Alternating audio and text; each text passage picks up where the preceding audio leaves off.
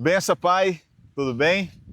Mais uma vez, nós estamos aqui com um conteúdo relevante, um conteúdo que a gente acredita que vai alcançar o coração das pessoas. A proposta desse episódio, desse podcast do Benção, Pai, um podcast do Paternidade, é trazer uma reflexão sempre muito profunda e nunca saindo do ponto do campo da paternidade. Porque eu acredito, eu tenho isso como convicção, de que tudo no universo, tudo no mundo aponta para a paternidade de Deus. Então, o nosso propósito aqui é resgatar o que faz sentido. E sobre sentido, hoje eu converso com uma jovem escritora que é uma grande promessa para o mundo da literatura e eu acredito que o que ela vem trazer para nós hoje aqui é algo extremamente útil, aplicável e extremamente relevante para os dias atuais. E eu apresento para vocês Amanda Moraes. Tudo bom, Amanda? Tudo bem? A gente dá aquela disfarçada como se a gente se viu agora, né? Prazer. Mas a gente Uma já tinha honra combinado. estar aqui. A gente tinha combinado. Mas mais, assim, muito melhor do que eu falar sobre a Amanda, eu queria que você se apresentasse. Primeiro, obrigado por acreditar também no nosso projeto. Eu li o seu livro, como a gente teve aquela conversa extremamente profunda, marcou demais meu coração, marcou demais meu pensamento. Mas eu queria que você falasse sobre você, quem é você, o que você faz, de onde você veio. Conta um pouco aí da sua história para as pessoas saberem o que vem, o que eles vão ler, né, por trás do que você escreve. Meu nome é Amanda Moraes, eu tenho 18 anos e eu sou apaixonada por literatura clássica, especificamente a literatura clássica cristã. E eu comecei a me interessar especificamente pela leitura e pela escrita alguns anos atrás, acho que 4 anos atrás, quando eu escrevi meu primeiro livro. O livro que a gente vai estar discutindo aqui hoje, sobre o niilismo, é um livro que surgiu a inspiração através do meu processo acadêmico do ano passado e uma série de conversas profundas e clássicas com uma grande amiga minha que chama Jerusa. E aí surgiu a ideia e Deus me capacitou, me deu inspiração e aí eu escrevi. Que maravilhoso. A Amanda é filha de um grande amigo, Fábio Moraes, e da Fernanda, um casal querido, irmã do Thomas e da Cecília. Essa família é muito especial. Dá para perceber um pouco na Amanda os princípios e valores que a família toda carrega, né? Os princípios cristãos, valores cristãos. Não esses valores cristãos vendidos pela mídia através de esquerda ou direita, de discussões políticas e acaloradas. Eu estou falando de um princípio cristão clássico, um princípio cristão que realmente valoriza a pessoa como ela realmente é. E muitas vezes falta um pouco em nós, né, Amanda, de olhar para o ser de uma forma bem contemplativa. A gente tem uma dificuldade muito grande de considerar as pessoas na essência. Uhum. E já alcançando ali um pouco essa questão do conteúdo do livro, eu queria que você falasse da proposta em escrever o niilismo e o cristianismo. Uhum. Como que você se inspirou para poder chegar nesse ponto? Quais princípios, valores? O que gira em torno dessa ideia? Então, o niilismo por si só ele é uma teoria que fala que não existe valor, não existe propósito, não existe princípios. E isso me chamou muita atenção porque, como você disse, a minha família é uma família cristã, então a gente realmente acredita que existe um propósito por trás de tudo e por causa desse propósito tudo tem um valor. E aí, quando eu estava fazendo uma série de pesquisas, eu descobri o nome Nietzsche, esse filósofo, e aí eu comecei a estudar toda a filosofia dele, e aí o niilismo veio à tona. E eu comecei a me interessar muito por toda a concepção dele do que ele acredita ser verdade e daquilo que ele propõe para as outras pessoas. Que é realmente você pegar tudo aquilo que tem um propósito intrínseco e desvalorizar isso, como se não importasse mais. Então é sobre isso que eu tento trazer no meu livro e voltar realmente a atenção das pessoas para essa ideia de que essa visão que está tão tão presa no nosso olhar, ela é errada, ela é uma visão equivocada que a gente tem que voltar e temos que realmente fazer o contrário, né? Não só ver, mas olhar intencionalmente aquele valor objetivo que tem nas coisas. Mas por que você tem essa preocupação, Amanda? Porque essa preocupação geralmente é de uma pessoa bem mais velha, uma pessoa de 60, 70, 80 anos. Por que essa preocupação encontrou lugar no coração de uma menina de 18 anos? Olha, eu diria, eu gosto de pensar que nada é tão raso quanto parece. Então, quando a gente olha para o Isso é comportamento. forte, hein? Nada é tão raso como parece. Então, assim, quando a gente olha para uma sociedade e a gente vê aquelas famosas frases, né? Essa geração tá perdida, Sim, e que tá muito famoso hoje em dia, todo mundo fala isso. Eu fico assim, por quê? O porquê dessa geração ver a vida como ela vê? Porque tem um motivo por trás de cada atitude, por trás de cada pensamento, por trás de cada revolta, né? Então, assim, eu acho interessante a gente observar e tentar sugar assim todas as camadas que existem por trás de uma atitude de uma pessoa. E aí a gente consegue compreender muito melhor uma sociedade, uma geração como um todo. Então, quando a gente olha, eu fui percebendo que existem camadas muito mais profundas do que simplesmente, ai, eu não gosto do meu pai. Ai, eu tenho um problema de relacionamento com alguém, ou então eu não vou fazer isso. Existem camadas mais profundas e eu percebi que o niilismo, ele é uma visão, uma brecha pela qual uma geração inteira está enxergando a própria vida. sem saber dar nome. Sem saber dar nome. Muita gente não sabe que isso é niilismo. Exato. Né? Às vezes, se perguntar ali para alguém que está passando agora, falou aquela brincadeira, né?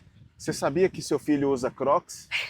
Tá amarrado em nome de Jesus usar Crocs, que isso? Olha, vai se converter, não sabe nem o que é Crocs, né? Não sabe? Então você acha que essa geração, a geração atual, que eu digo assim, geralmente quando fala geração atual, fala-se da mais recente, né? É. A mais jovem, vamos dizer assim, né? A geração das minhas filhas, você, por exemplo.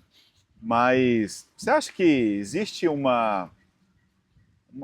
sei lá, um apodrecimento intelectual assim, na turma, que eles não estão conseguindo raciocinar exatamente? Ou você acha que isso tem mudado?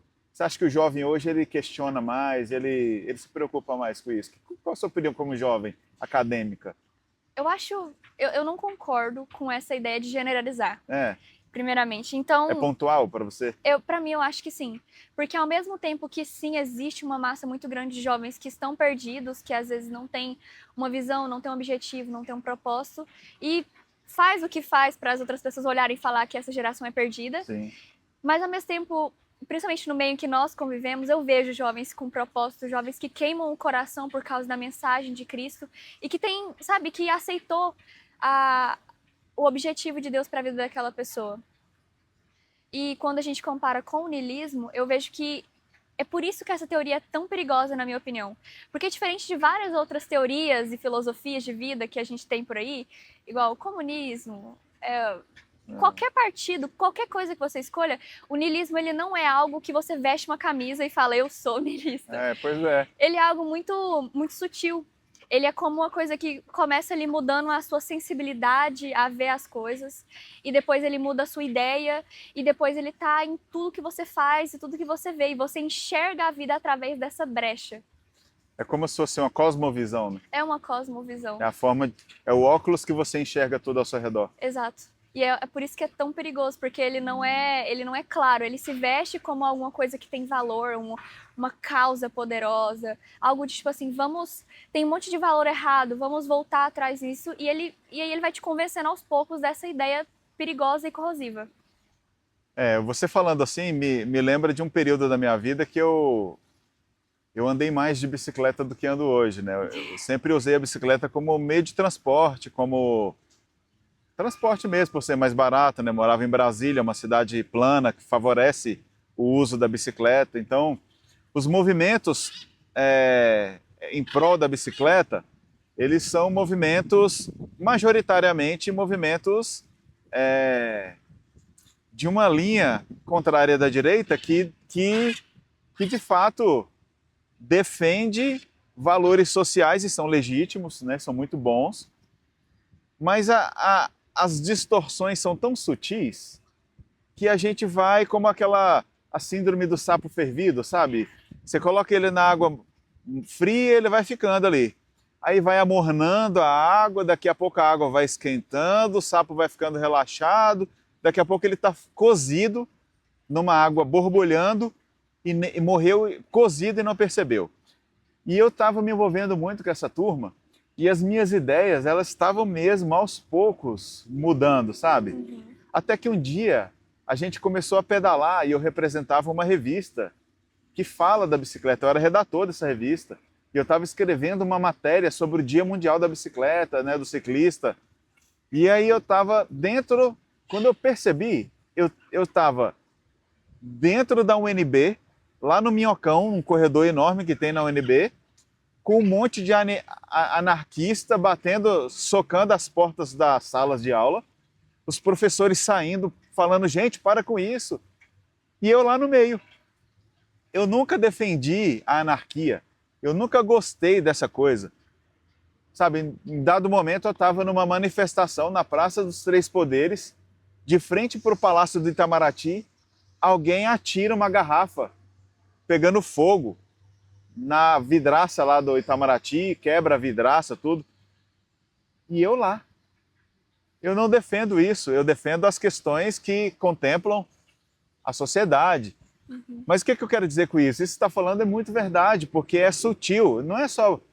Eu joguei essa pergunta da idade, assim, por uma questão de provocar mesmo, porque mesmo os mais velhos, os mais vividos, experientes, eles podem sim ser influenciados por fake news, por notícias erradas, por sofismas, Sim. né, que são mentiras disfarçadas de verdade e com bons argumentos.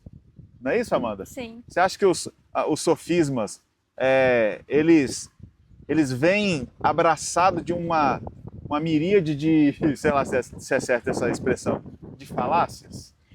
Acho que tudo isso que a gente está falando até agora tem um verniz de falácia, são bons argumentos, são mentiras bem argumentadas. Eu diria que sim. E quando você analisa o niilismo por um completo, todas as vertentes dele, onde ele se encaixa, até na visão do universo, na visão pessoal, até quando ela afeta a própria identidade da pessoa, ela é uma coisa muito fácil de você se deixar convencer, porque são pequenas mentiras que se vestem muito bem de verdade e vão te convencendo. E aí, se você aceita uma, agora você está aceitando duas, a terceira, e aí agora você acredita por inteiro naquela mentira. Qual foi o momento, Amanda, que você falou assim, esse é o meu pensamento, é isso que eu reflito, eu acho que eu quero escrever sobre isso. Como que foi esse momento? Você falou assim, acho que isso pode virar um livro. Como é que isso entrou na sua mente? Você falou assim, acho que mais pessoas têm que ter acesso a isso. Como é que foi para você esse momento, assim? Então, durante a minha grade curricular do ano passado, eu tive que ler uma série de livros clássicos. E cada livro que eu escrevia, cada livro que eu lia, eu escrevia várias mini redações sobre aquilo que eu achava, que eu pensava. E em uma dessas redações eu citei Nietzsche como uma referência lá para minha ideia. E a Jerusa, minha amiga, ela olhou para mim e falou, você sabe quem é Nietzsche? E eu falei assim, eu sei. Eu pesquisei sobre a vida dele até o momento da citação que eu fiz. E ela falou assim, termina de ver a vida dele. E aí, quando eu comecei a estudar todo o pensamento, tudo aquele que ele passou anos e anos desenvolvendo e acreditando fielmente, eu percebi assim, o quanto isso era presente na minha própria vida. E aí eu comecei a observar, conversando com os meus pais, a gente começou a observar o comportamento da nossa casa, aquilo que nós fazíamos e observar a sociedade como um todo, cada pequena coisa.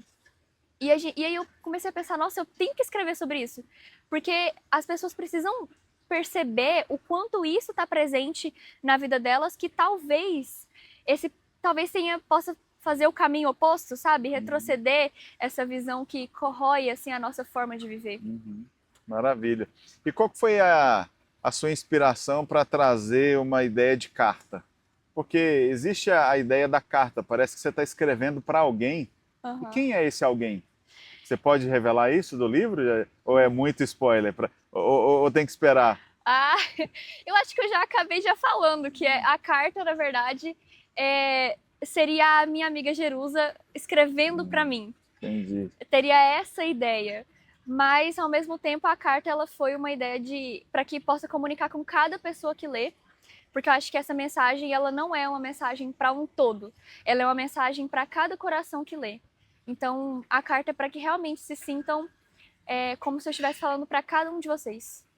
Eu estou provocando a Amanda porque a gente teve um tempo, um dia de conversa muito Ah, profunda e onde eu sugeri a ela que a gente quebrasse essa quarta parede para que a gente pudesse alcançar e fazer você que vai ler o livro participante do enredo, participante de toda daquela análise muito minuciosa que ela faz, porque tem vários tempos o livro da Amanda, é instigante demais. Tanto é que tem um momento específico que dá vontade de falar, assim, mas eu quero muito que vocês vejam o livro, leiam o livro depois, porque eu morei um tempo no Reino Unido como missionário, junto com a minha família, e eu tive o privilégio de poder dirigir pela Escócia. Eu andei naqueles lugares e eu vi a beleza das paisagens, sabe, daquelas montanhas, de todo aquele cenário que a gente só via e só vê em filmes e livros, né? Eu estava lá, né? Então, e ela cita, vou deixar ela à vontade para ela, se ela quiser falar ou não, mas ela cita um episódio específico da Escócia, de um lugar da Escócia, que eu tive o privilégio de estar lá para poder ver, para poder presenciar. Mas eu senti falta de uma ligação mais latina, assim, mais próxima, para que falasse, comunicasse com mais pessoas. Eu queria que você pudesse falar um pouco sobre isso, Amanda, sobre esse alcance que você acabou de dizer, né? Sobre mim, sobre cada pessoa. Como é que foi para você essa inspiração desse ponto específico do lugar? E já aponta para a questão da contemplação, porque as pessoas não... Eu, particularmente, até contando um pouco da minha vivência lá, eu estava lá, mas porque eu vivia um período muito doente da minha mente, do meu corpo físico, sabe? Eu não conseguia viver o presente plenamente. E eu acho que é um pouco sobre isso que o livro vem trazer essa provocação da presença, da contemplação genuína, do senso de realidade. O livro ele começa fazendo uma comparação, trazendo à tona um livro muito famoso do C.S. Lewis, que é A Abolição do Homem. E tem uma parte lá que ele fala das cachoeiras, das cataratas de Cleide. E ele faz uma comparação entre dois tipos de turistas diferentes. Tem aquele turista em que ele para e ele fica contemplando aquela cachoeira, sabe? O quanto você se sente pequeno e ao mesmo tempo você sente o quão grande Deus é perto daquela cachoeira, a beleza daquilo. E o outro turista é o turista distraído. Ele passa, tira uma foto, vai embora correndo, sei lá, tá com pressa. Mil e uma coisas para fazer. E é interessante porque talvez não a intenção principal do livro de C.S. Lewis fosse falar sobre o niilismo, mas quando eu leio aquilo, eu percebo claramente a atitude niilista daquele turista distraído. E como ele nem percebeu o que ele estava fazendo, o erro grave que ele estava cometendo. E aí a gente tem a diferenciação, que não é nada semântico, das duas palavras, olhar e ver. Que o ato de você ver é algo muito rápido, é físico. Então eu tô aqui, eu vejo tudo que está acontecendo, eu tô vendo você, eu tô vendo o sol, as árvores. Mas quando você olha, é algo muito mais intencional, é algo objetivo. E aí a gente vai para uma das principais coisas que o niilismo ama atacar, que é a beleza. E o ato de você ver seria o turista distraído, que olha aquilo e ele simplesmente vê uma cachoeira, água caindo, pedras, ótimo, posso ir embora. Só que aquele outro turista, ele consegue olhar a beleza, ele consegue parar, contemplar e refletir e trazer aquela beleza, porque ele percebe que há beleza intrínseca naquilo. E não é uma mera questão de interpretação, de você achar que é belo ou não. Aquilo é belo porque é. E não é belo porque eu acredito que é belo. Uhum. Não tem como questionar aquilo que seus olhos veem, né? Exato, Você está enxergando aquilo, né? isso. E eu sei que você divaga muito sobre isso, e todas as nossas conversas sempre são de muita reflexão, né? Mas eu vejo assim que, por exemplo, como você falou para mim recente, que parece que cada um tem a sua verdade, né? Porque o que eu estou enxergando, ele não necessariamente é o que eu estou vendo, né? Uhum. Entrando um pouco no campo da filosofia, Amanda, né? Sem ser aquela filosofia It's Love, paz e Ah, amor, né? Que viaja, mas assim, uma é. filosofia mais inteligente, que raciocina sobre o que está discutindo. O que exatamente você quer dizer como mensagem, como chamamento de atenção, talvez, assim? Cada um tem mesmo a sua verdade? Ou isso é uma falácia? Eu diria que no ramo superficial, infelizmente, hoje em dia, cada um tem a sua própria verdade. Isso vem até assim, quando você destrincha a história do niilismo, você vê como isso foi construído. Então a gente passou, deixou de ser uma sociedade que acreditava e que tinha uma verdade muito bem estabelecida. E aí, pouco a pouco, a gente foi chegando no ponto em que nós estamos hoje. Que até por questão assim de para ser empático com você, eu diria assim, tá tudo bem, você tem a sua forma de ver, ou então tá tudo bem se você não enxerga da mesma forma que eu, ou se você não vê beleza onde eu vejo. E aí isso é muito perigoso porque a gente fala muito isso. E às vezes se não verbaliza, a gente pensa muito isso. Ah, tudo bem, cada um tem sua forma de ver, então eu posso ver a realidade dessa forma, aquela outra pessoa pode ver da outra forma. E aí cada um virou dono do próprio mundo, com a própria verdade, com o próprio jeito de enxergar a realidade.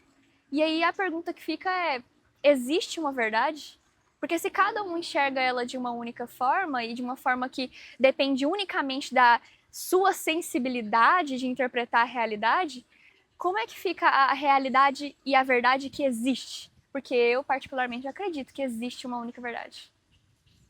É o que a própria palavra de Deus fala, né? Eu sou o caminho, a verdade e a vida. Não tem como fugir disso.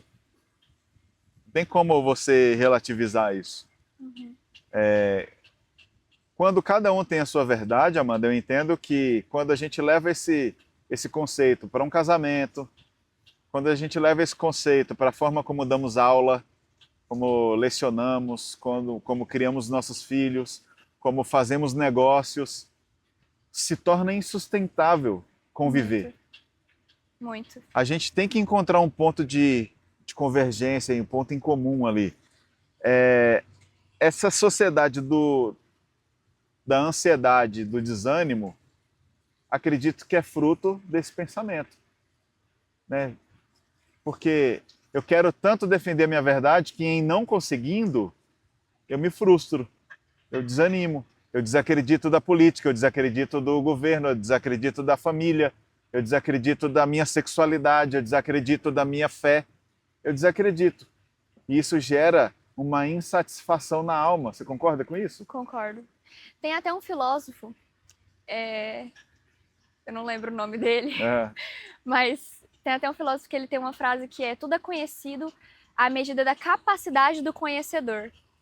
E é muito interessante analisar essa citação, porque o ser humano ele nunca foi e nunca será capaz de conhecer a verdade por inteiro, né? Uhum. Até porque a própria Bíblia diz que nem tudo nos é revelado. Uhum. Então, mas aí o ser humano, em algum momento da história, passou a falar assim: ok, se eu nunca vou ser capaz de conhecer toda a verdade, então eu deveria simplesmente criar a minha. E aí essa busca pela verdade parou de ser algo almejado como pessoas, como indivíduos e como sociedade no geral, e cada um começou a criar a sua própria. Baseado nos seus estudos, o que você tem proposto no livro? É uma pergunta muito difícil, mas eu tenho certeza que você deve ter alguma. Mas não se constranja, tá? Qual que é o sentido da vida, Amanda? Ele está ali na prateleira para a gente alcançar ou a gente tem que descobrir ele de alguma maneira? Então, eu diria que depois de tudo que eu estudei esse último ano, eu diria que o sentido da vida ele está muito, muito relacionado com realmente a procura pelo sentido da vida. Não sei se isso faz sentido. Total. Mas porque as pessoas tentam procurar o sentido da vida e falar assim, o sentido da vida é você amar. O sentido da vida é você ter pessoas ao seu redor. São essas as verdades, talvez, né? Assim, e não é que seja errado. Porque realmente faz parte do sentido da vida, faz parte da nossa vida a gente amar, termos pessoas à nossa volta. É que não se resume a uma coisa só, né? Não se resume a uma coisa só. Mas eu acho que o sentido da vida, ele tá muito ligado a você procurar um. Porque se eu olho para o sentido da vida e falo que não existe um, então eu sou alguém derivando num mar enorme. E eu fecho os olhos para tudo o que tá lá. Então, para você procurar a resposta certa para se existe um sentido da vida, você tem que procurar o sentido da vida. Porque essa é uma coisa que é realmente contra o próprio niilismo. Que existe verdade intrínseca e objetiva nas coisas. Não é algo que eu devo criar, mas algo que eu devo encontrar à medida da minha própria capacidade. E você cria uma ponte com o sentido da vida muito legal no livro. Recomendo demais, viu, gente, que vocês adquiram o livro. Acho que vai agregar muito aos estudos, aos devocionais, aos seus momentos de reflexão. E não é um livro, apesar de não ser um livro de 1.500 páginas, mas é um livro, apesar de pequeno, não é um livro para você ler numa sentada, ler assim rápido. É um livro para você digerir ele e ruminar, sabe, com muita calma. Que ponte que a gente consiga criar, Amanda, do niilismo com o padrão de paternidade que a gente vê hoje em dia, apontando um pouco assim para a proposta do nosso podcast, né? Porque eu percebo quando lendo o seu conteúdo, né, e te ouvindo também, e conhecendo o seu pai, conhecendo sua família, cara, tem alguma coisa de paternidade aí que eu preciso sacar. Acho que eu não aprendi ainda. Mas eu percebi que esse senso de presença me chamou a atenção. Porque a minha geração, eu sou 40 mais, né? 43 anos, eu tenho dificuldades baseadas na minha história de vida, né? Baseada em coisas que eu sofri nos anos 80, 90, 2000, que formaram minhas opiniões hoje e, baseado nesses padrões e princípios, eu estou criando as minhas filhas. Errando, acertando, corrigindo, errando, acertando, corrigindo. E sempre assim. Que ponte que a gente consegue criar com a proposta que você traz do livro com o tema da paternidade? Faz sentido? Tem ligação as duas coisas? Eu diria que sim, com certeza. Assim, a parte que para mim a ponte é mais clara, porque eu acho que existem várias pontes ali, né, durante o assunto. Mas para mim, onde a ponte é mais clara é naquela frase que a gente estava discutindo agorinha, que cada um tem a sua verdade.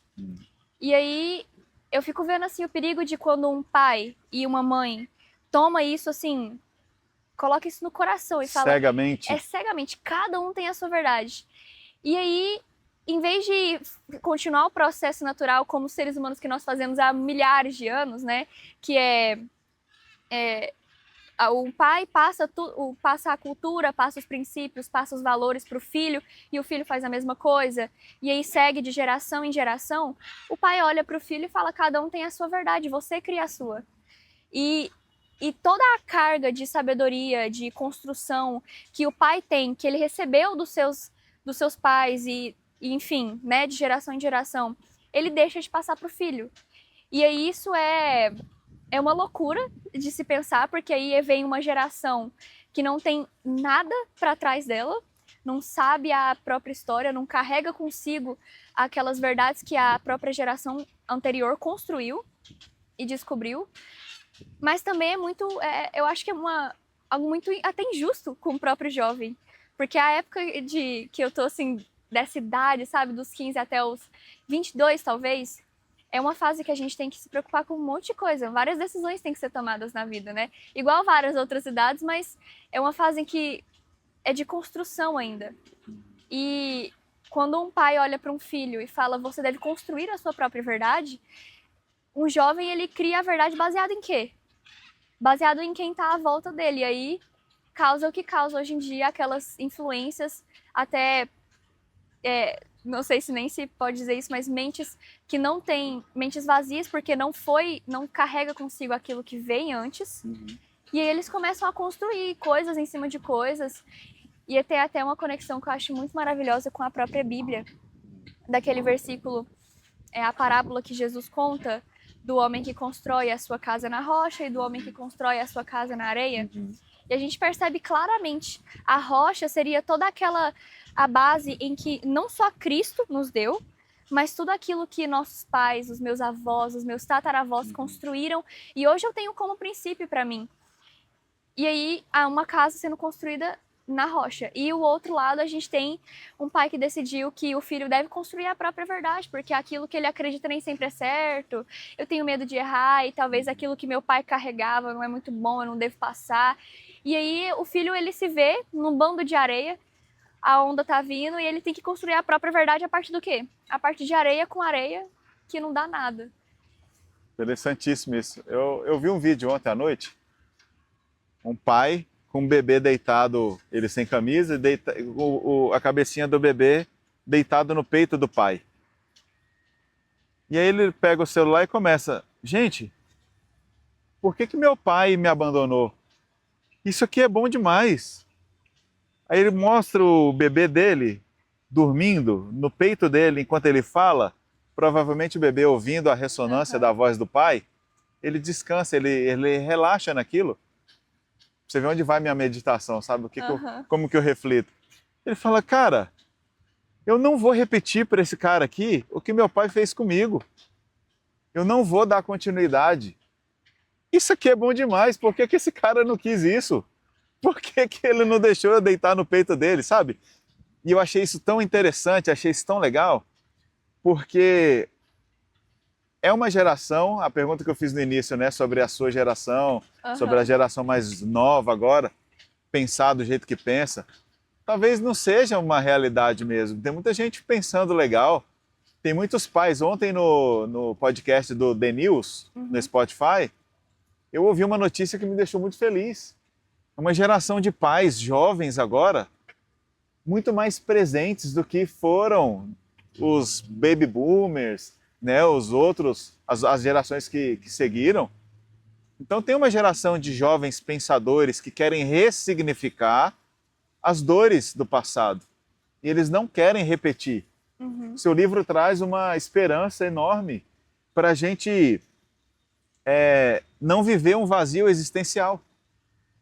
Esse vazio existencial que faz com que as pessoas queiram tirar a própria vida, que faz com que as pessoas desistam da família, desistam dos princípios, dos valores. Você concorda com isso, Amanda? O que você diria, que dica que você daria para um pai hoje, até mesmo para o pai da geração passada que queira restaurar as dores, né, que causaram nos filhos? Que dica que você daria para esse pai aplicar isso que a gente tem discutido agora para viver uma vida mais relevante, uma vida melhor, sem esse vazio existencial? Você daria alguma dica? Você tem alguma coisa pronta?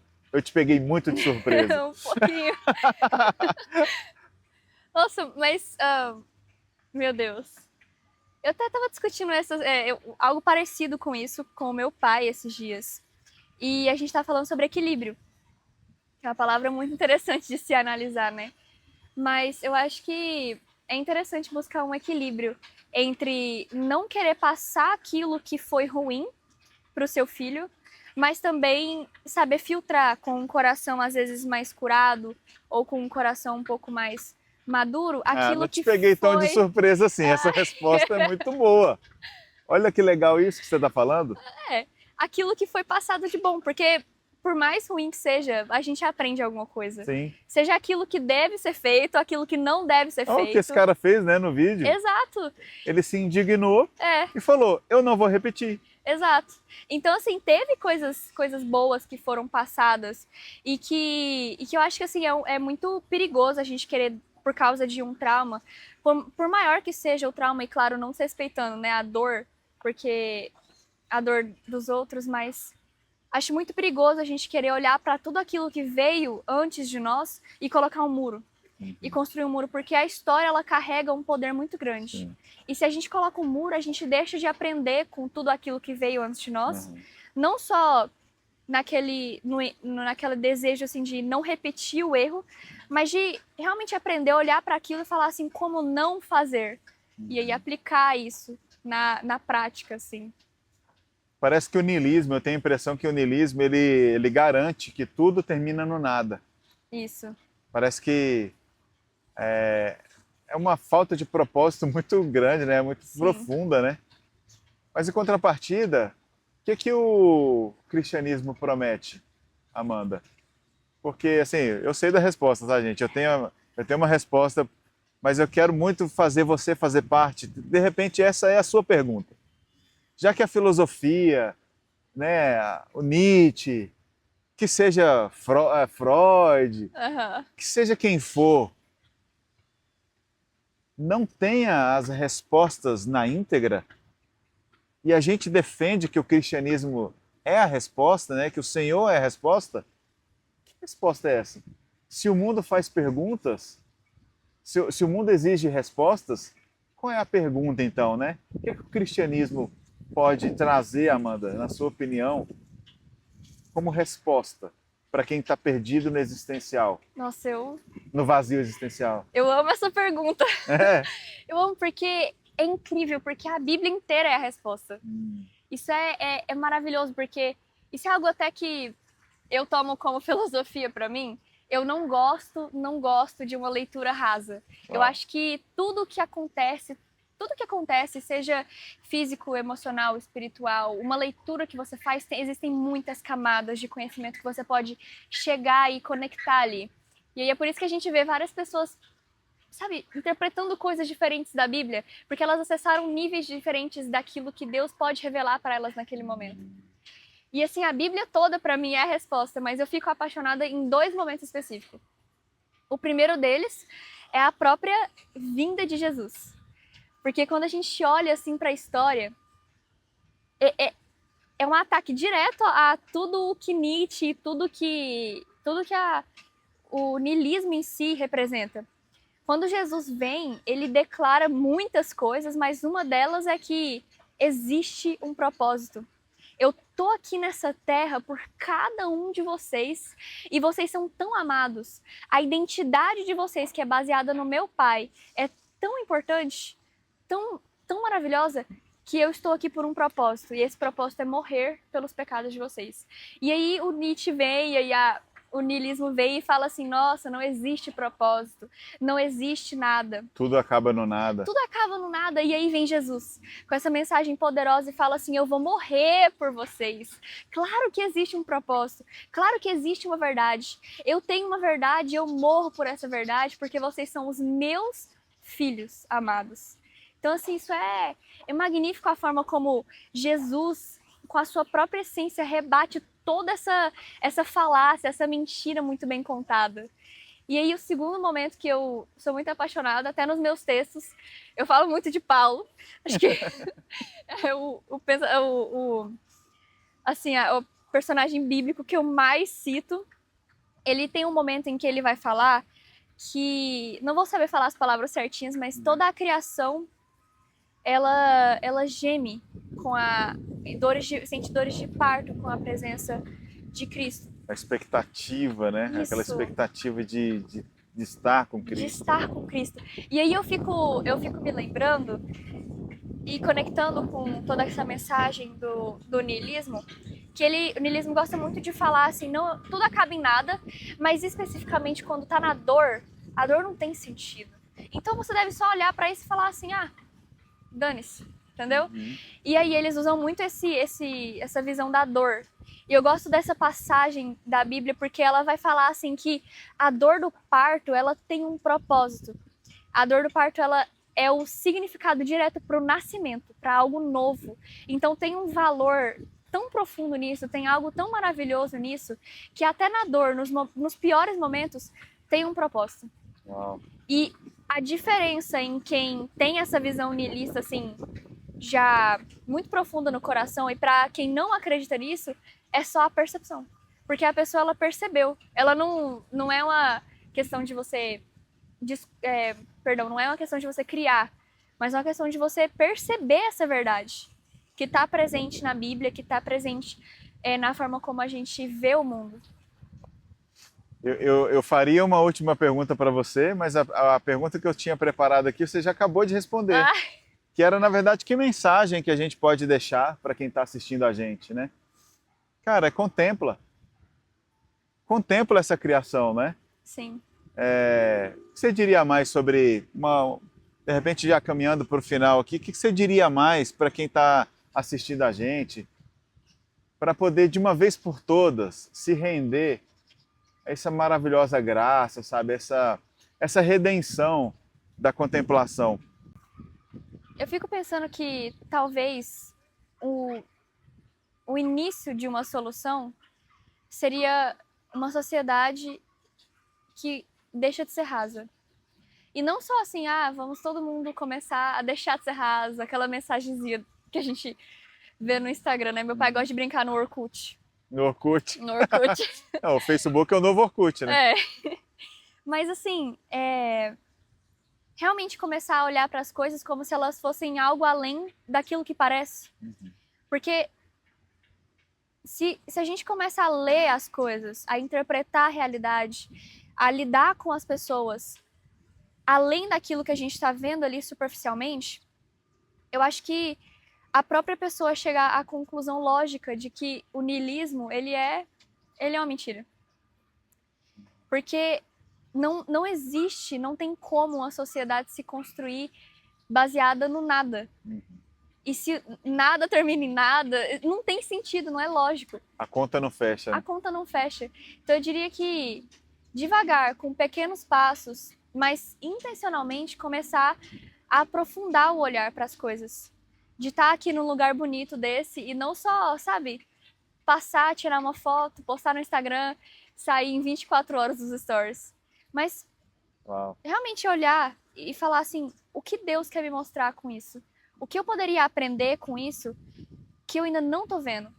E ao conversar com alguém, ao ir no supermercado e olhar uma escuta atendente, ativa, né?